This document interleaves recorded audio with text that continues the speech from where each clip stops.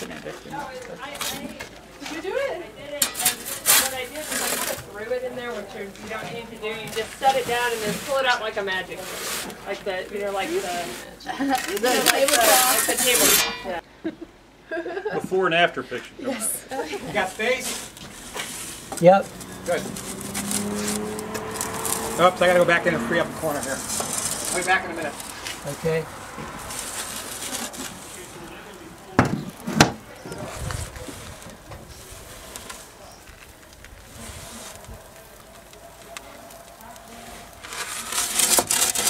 Just a few more minutes. Woo! So grab your pizza quick if you don't want it to be cold, because it will get cold. It's already getting cold. So yeah, just grab a piece. Put your dough in your bowl and then measure your water. Okay? No. This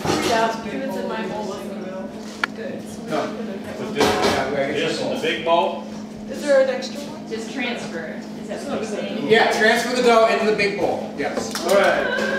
Get your dough to a point and then just have one bowl do the actual kneading it. So you have to rotate the dough in and out of the bowls. You know?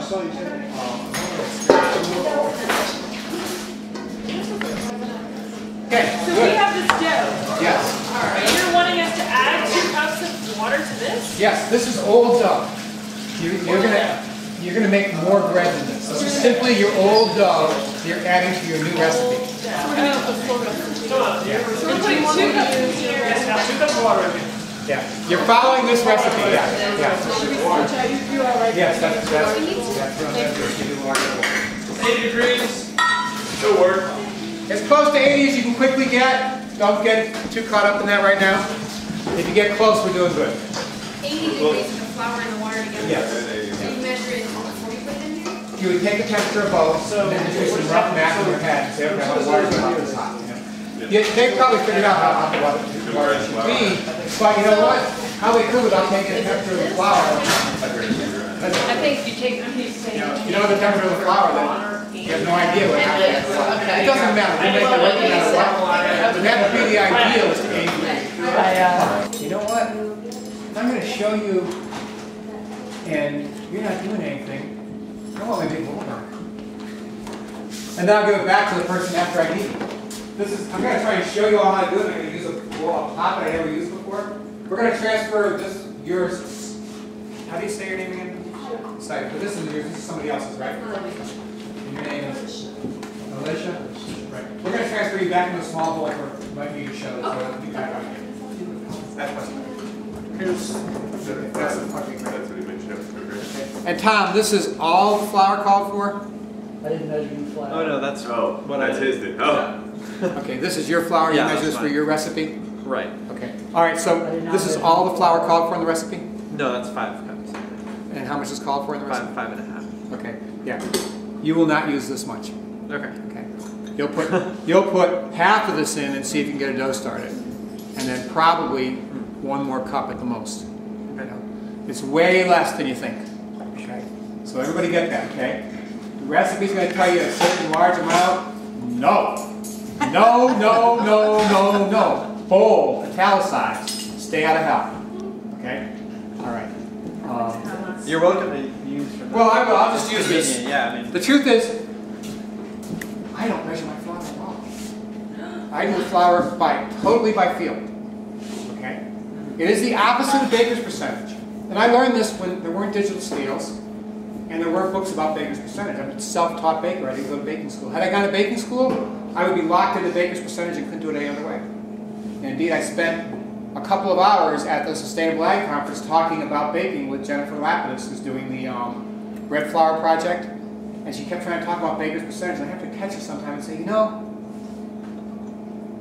I didn't mean to shut you on there. It was never part of my life. I just never did it. I don't do it that way. I think it's probably superior, you know. But I think it's probably overkill for a home baker. I don't think you need to have another digital thing in your house. I think you'd be fine without it. Plenty of people take my class say, Pat, I still like to do it that way. You know, if you want to understand baker's percentage, I can kind of explain it to you. But having never embraced it, I would say just read Jeffrey Hamilton. He gives a great explanation of how to do it. Do people get that? I think I said it right. The way they do it is the number one number is the flour. So they say, you know, 100% is the flour, and therefore 0.05 is the salt. You know, usually 72 or 80 is the water. You know, and so forth. You know, and you got to do that kind of math. You know, maybe it's because I don't like math. I don't know, but I don't do it. So as long as I have the salt and the water right, it doesn't matter at all. I would just be worried about going to hell. I go to hell all the time. I'm not afraid of hell. We'll see you there. I'm not afraid of hell at all. You know, I actually kind of like it. You know, I kind of like. It's pretty amazing to have this dough that is dead and unresponsive, and just like you're not getting any satisfaction from it, and you come and you get your hands sopping wet, and you just get the dough really wet, fold it on itself, and you walk away for 10 minutes, and you come back and it's much better. And you do that a couple more times, and it's hell because you got to clean your hands. It makes a mess. But mostly it's time. If you just give it time, it reabsorbs, and all of a sudden this dead blob becomes wonderfully supple and alive. You know? And it's like, So it's not that bad. yeah, I shouldn't say it. I want you to be afraid. You have to be afraid of it. You have not been burned yet. You don't know the fires of hell. I want to stay out of that. I promise. Yeah. It's better to learn not to do that, but it's not really that bad. What's the reason you're not putting the salt in at this point? There's actually all kinds of reasons. And I won't be able to take advantage of some of them. But a really great reason is to, I tell my students at John C. Campbell, really, you can just get the New York Times bread, no need bread recipe, and go home now. Because it'll make great bread. Okay? A trick in there is it uses less salt than normal, which means it's kind of flavorless, actually. It's got great texture. Has anybody made it? Yeah. Do you think it's a little off on flavor? Yeah, not quite. But I always think it's just me. No, it's not you. They use less salt because the salt slows down the formation of the gluten. That's another thing salt does, is it tightens the gluten, and it won't come together. Everything else causes chemical reactions that tightens the gluten. And that's the sponge, is the flour and water. No, that is a sponge. You're doing. I'm on direct dough now. Okay. Only to say if you do. Okay. Well, I'm confusing it because there is this other time where I talk about flour and water too. Okay. Okay. But this is, if you're doing direct dough and you want to autolyze, okay, that's the term for this, right? It just means mixing the bulk of your flour, right? The flour that you got a darn good sense is not going to be way too much, right? And your water together and leaving them for 20 minutes. It's not a sponge. There's no fermentation, right? Okay. It's just water and flour. And lo and behold, the gluten aligns itself. Relatively, but it's awful easy and great texture, and butter tastes good. You know? So, it's not a bad recipe. And what about sifting your flour? Never? Don't bother. Okay. I mean, maybe for cakes, but that's why I don't make cakes. You know? You do not need to sift your flour for cake. You know, you are wasting your time. Unless you've got strange stuff in there, you know, but otherwise you don't need to at all. Okay, so I had some flour in before I chopped up the dough. And I've never done this without chopping the dough up. But it does get the active ingredients in the old dough going faster, you know. It's not critical though. It will knead through. That's something to know, which bakers learn because inevitably you leave the salt out, or inevitably you leave something out. It's incredible how far you can be in the dough making process and still totally incorporate an ingredient. You may think, oh, I'll never get the salt mixed in there, but you can have a dough, and if you just knead it for 5-10 minutes, knead it well, you'll have the salt mixed through the whole dough. It won't be a problem. So it's never too late to save a dough until it's in the oven. Or unless you've been proofing it for tons of time and you've worn it out, you know. But that's close to having it in the oven. You've had it in a lower temperature oven at that point. Okay, so at this point I will add the yeast. And a word about the yeast, I never do that yeast in the water thing and make sure it's live. I make sure I have good yeast. And it's purely an aesthetic thing. If you put yeast in water, you always get these little globules that don't come apart very easily, and they just bother me. I mean, eventually in the kneading process, most of those disappear, and by the time you bake it, you don't even see the few that didn't. But I don't like it, so I don't do it, you know. But there's nothing wrong with doing it, and indeed, if you're not sure of your yeast, by all means, proof it and make sure it's alive. Because you do not want to go to all that trouble and have your bread not work because your yeast was dead.